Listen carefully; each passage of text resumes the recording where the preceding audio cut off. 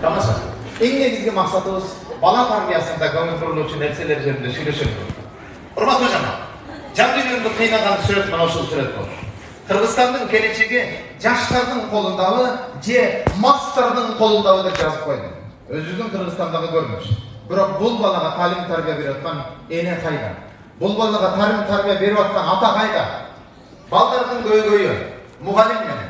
Мектепте завучта болуп иштедим, директорда болдум, азыр учурда мугалим болуп иштеп атам мектепте. Аңгесинен сабак берем.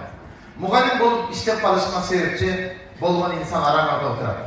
Менин апам мектепте уборщица болуп иштеди. 11-классы бүткөнгө чейин апамдын ордуна мектеп тазалаганы бар. Мектепте тазалаганы барып, доскадан ашып калган мейли доскага жазып, курулай парталарга карап, өзүм үйрөнгөн теманы жазганча мугалим болуп элестетип, курулай парталарга тынчатыргыла деп кой өзүнчө мугалим болуп иштеп жүрдүм. Бала кыялым менен.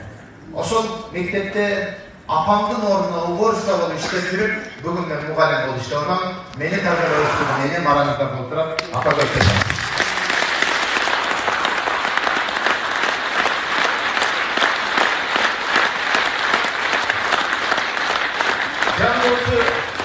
Жан доосу кийик аттырат, болбосо жоого чаптырат деген кеп бар. Күчтүү элдин аркасында күчтүү аял турат, бекеринен эмес. Чындап эле.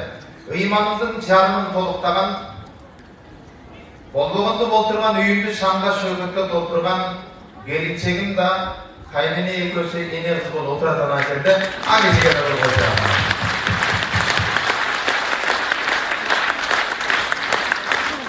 Мекенде караңгыда карайлабасы жарыкта көрсөтөм ачкан.